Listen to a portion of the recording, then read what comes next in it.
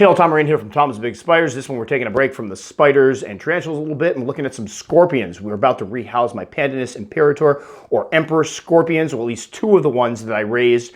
I've had a long history with this species. Way back in the 90s when Billy and I first moved out, this was one of the first exotic pets we ever got. I ended up driving to Rhode Island because unfortunately, like tarantulas, they're illegal to sell in pet stores in Connecticut, and picked up a trio of them for about $15 each. And then unfortunately back then the husbandry information wasn't great. Let's put it that way. This was kind of before the onset of real good internet information where you could reach out and talk to actual keepers. So I had a couple books and I set them up terribly. So I ended up setting them up in a custom-made wooden enclosure that I'd created myself for snakes, which probably wasn't appropriate for them. I used Reptibark, which was definitely not appropriate for them because it did not allow for any burrowing whatsoever. I had a big old water dish that, looking back on, they probably couldn't even access.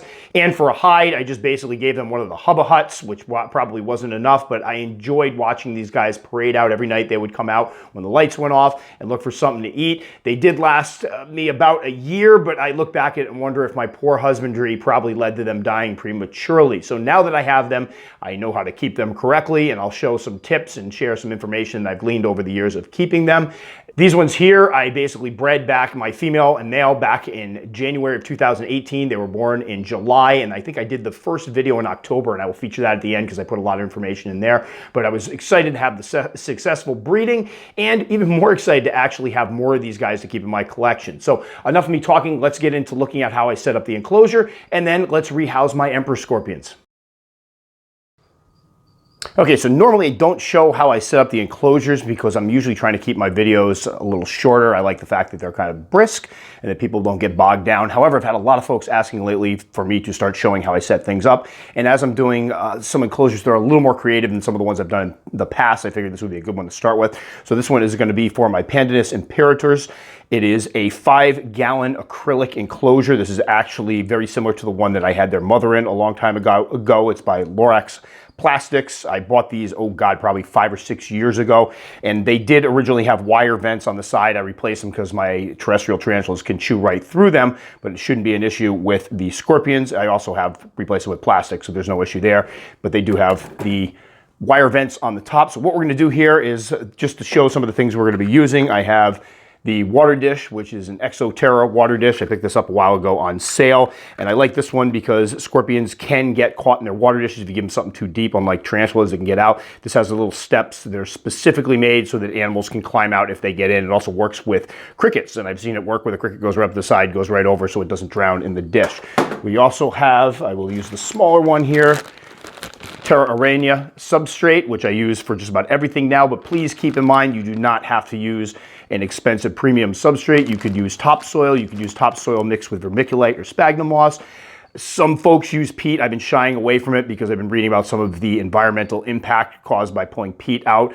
I'm still reading up on that because I have some people tell me it's okay. Many people tell me it's not, so we're not going to touch that one here because I'm not getting into a big debate over it. Cocoa fiber can also work, but what we're going to be setting up here is an enclosure that will allow them to burrow, and I think that's one of the biggest errors I see in the husbandry for these guys, and one that I committed back in the 90s when I got my first 3 emperor scorpions, is that I did not give them room to dig. This is a species that will burrow. My female, after mating with the male, did burrow and constructed a huge series of burrows that went down one side all the way around and up the other side. So it was extensive. So you want to give them the opportunity to burrow if they prefer. So let's set this up. What we're going to do first is dump in some Terra Arena substrate.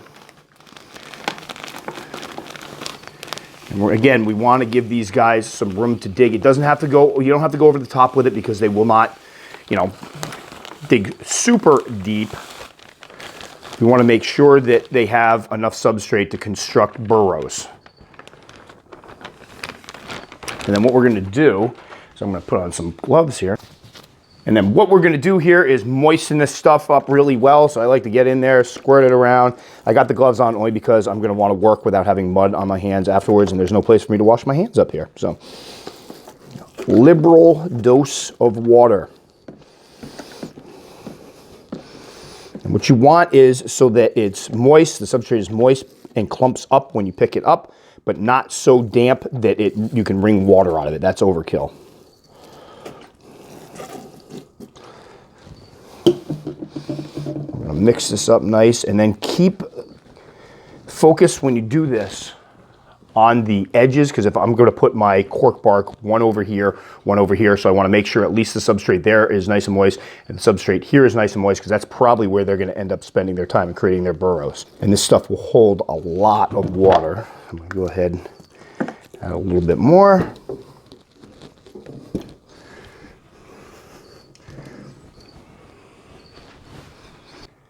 What we also have here are 2 pieces of cork bark, so we're going to put one on each side, so they have a choice of where to burrow. We're going to make a little starter burrow underneath it.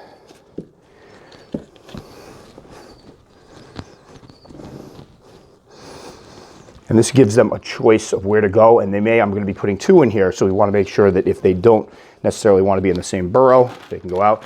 And we're going to put more substrate on top of it.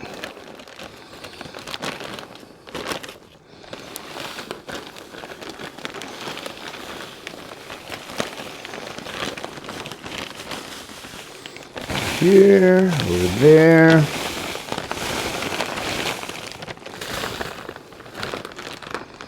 Try not to get this everywhere.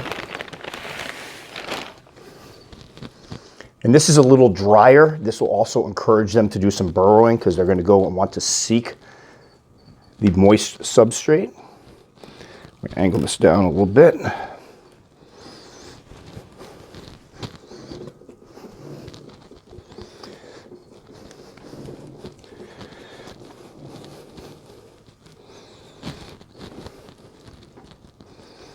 There we go. I might sprinkle just a little more water in it after the fact, but we're going to be putting moss on in it.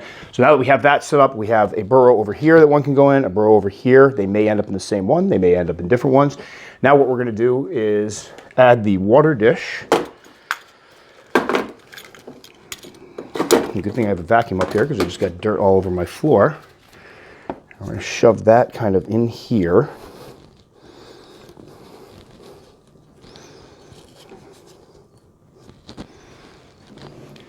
And finally, I have this new brand of moss I've been using. My buddy Luis Roque actually turned me onto it. I was looking at some of his enclosures, and it's just gloriously green. So I'm going to be using this. And what I've done here is ahead of time, put it in a Tupperware dish and kind of soaked it in some water so that it's already nice and moist. And we're going to go ahead and put some of that in.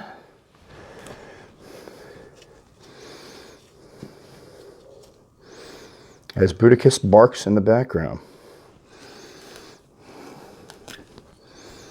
I love this stuff. Not only obviously does it supply some moisture, this stuff absorbs water very, very well, but the color pop of the green with some I've been using with the tarantulas as well just really makes the animals stand out when they're on it. And it gives it a little more of a lively look. Some of my enclosures, because I was using the New Zealand sphagnum moss, looked a little bit dead, because the New Zealand sphagnum moss is more of a yellow brown. And I like this stuff because it's much more vibrant. So there we go. Obviously I will add water once I get the scorpions in here. I may switch out the dish with something a little bit smaller, although this is a nice area. It does give them a place to hide. We'll see how it goes. The last time I had a water dish in here, they actually were putting dirt in it, which was funny because that's usually a tarantula trait. So this will give them enough room. We've got about 4 inches of substrate on this side, about 4 inches over here. It goes down to about 3 inches in the middle. That should be plenty enough space for them to dig and burrow if they want to. So there is the setup. I also thought about putting a pothos in here, but decided against it. I think there's enough going on with the moss, and once they get some burrowing, I'm thinking they'll probably fill up with dirt around here and there won't be as much room for the pothos. So there we go, the setup for the 2 Pandinus imperators, or emperor scorpions, that we'll be rehousing in just a moment. All right, so we're about to rehouse 2 of my Pandinus imperators. These are the ones that I produced back in, I believe it was July of 2018. I bred them in January of 2018. I had a male and female. The female had a bunch of babies, and I'll put up some footage here of the babies. It was just adorable. One of the coolest things I've ever done, because I've loved the species for a long, long time. One of the first animals that Billy and I got when we moved out together. So it was great to have them again. Now what we have here are 2 of the babies that are all grown up. I believe they're adults now. Now, originally I had kept 5 babies, and I put them into the enclosure that they have here, which is one of the high heel boxes, this one here. There were 5 babies in here. They had tunnels, And what ended up happening is I could only count 4 babies at one point, so I went to separate them. They can live communally, but know with any communal situation, there's always the possibility of cannibalism. Although I kept them well fed, it seems like one of them got a little nasty and might have eaten one of them. So basically, I tried to pull them all out and put them in separate enclosures, but one of these little guys here had hid. So after I pulled the other ones out, at one point I thought I only had 3 left. There were 2 left in this one. I left them in there, and they've gotten along famously. And I think part of it is looking at them now. One is a male and one is a female. So they get along fine. We are going to put them in the new enclosure that you just saw me set up, which is this 5-gallon Lorex plastic one over here. I did stick a little more moss on this place around the water dish, but I got a funny feeling they're going to end up dumping that right in the dish. But this should give them room to burrow, have their own space. If one wants to go on one side, one wants to go on the other. I will eventually probably have one side heated. I originally, when I was trying to breed them, kept one side a little bit more heated. It was near the snake heat lamp, so one side got a little higher than the other, but they've been doing just great under normal temperatures. Right now, they are kept in the 80s in the summertime, high 70s, low 80s, mid 80s, and then the wintertime around 74 degrees or so, and they've grown great. I do have 2 others that I will flash some pictures up of, or some footage up of, that are much smaller than these. So kind of strangely, when I pulled those other 2 out, they didn't grow nearly as quickly as these 2 that were kept together. These guys are full adults. The other 2 look like they could still be juveniles. One's a little bigger than the other one. One's really small. Kind of like the thing I saw with the P. Metallica communals, where we had some that flourished and got really big, and then we had other ones, the ones that I took out were just very slow growing. So what we're going to do is get them out of this enclosure, which is way too small for them now. This is one of the ones I planned on changing out when we moved and didn't get around to it. But I did originally had cork bark in here that they hid under. They eventually buried that all up. I am going in there with my bare hands. And what we're going to do is try to get them in the catch cups. I just kind of dump them into the... I probably should have gotten a square one. There's always that point in the videos where I'm talking really loud, and then I go to work and it just trails off. You notice it more when I'm editing. No.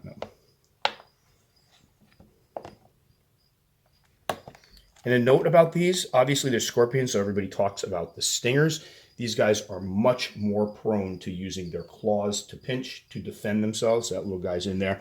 They don't, I've seen one instance, and I've kept, I don't know how many of these over the years, maybe 10. One instance where a female used her stinger because she was feeding the babies. Oh, look at right for the water dish.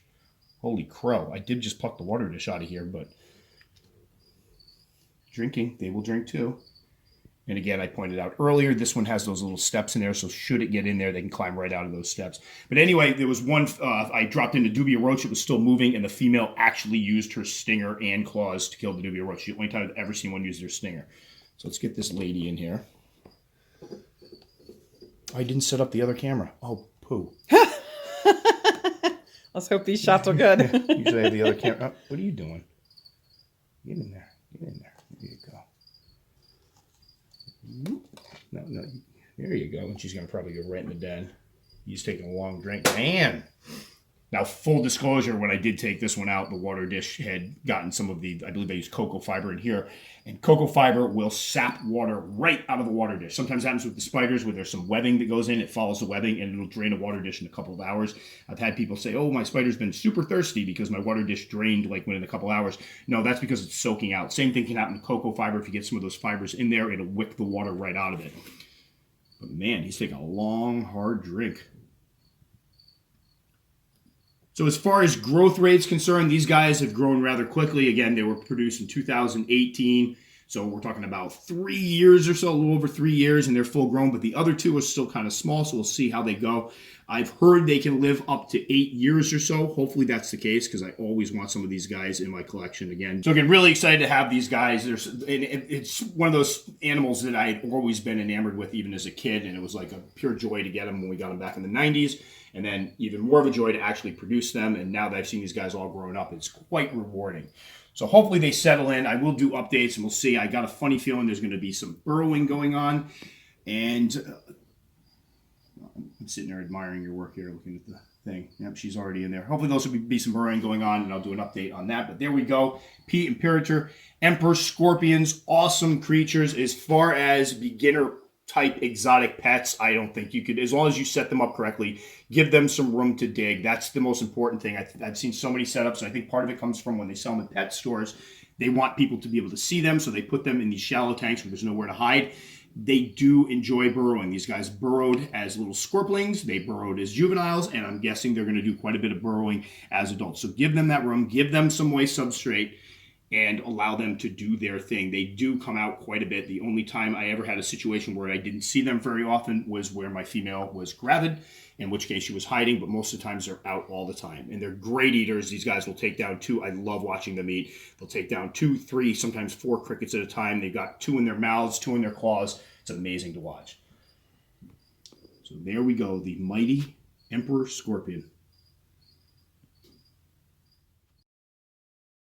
So again, the trick with these guys, give them deep moist substrate. You don't have to go crazy with them, but give them enough room to burrow and use a substrate that does hold some moisture. They do appreciate moisture. I believe they're from West Africa and they're found in the rainforest, but also the savannas of that area. But I found that all of mine seem to appreciate a bit of moisture. And as you can see by the footage here, that male, although he did have access to a water dish, although it dried out, I think over the last day or so, it went immediately to the water dish to drink. So they will drink out of a water dish. Just make sure you give them something that's a little more shallow, or like the one that I have has those little steps so it allows them to climb out if they get caught in. Because unlike tarantulas, I have heard from folks that keep scorpions that said that if you give them something that's too deep, they can get caught in the water dish, not be able to get out, and that could lead to drowning. So we want to obviously prevent that. But the one I use here, and you see in the other video, I had a water dish in it that was probably about 3/4 of an inch deep. They did perfectly fine with that, and they will drink out of it and use them if provided. So that will do it for this one. As always, if you liked enough to subscribe, very much appreciate. Click the little circle up there. If you want to check out my original video featuring the babies, I shared some of that footage, but this has got all of it. It'll be right in here, and then I'll put up probably best for viewer up here. As always, if you take the time to comment, I will take the time to respond. Just know it could take me a couple days because I'm a teacher, and this is my busy time of year. That'll do it for this one, guys. Stay safe. We'll catch you all next time.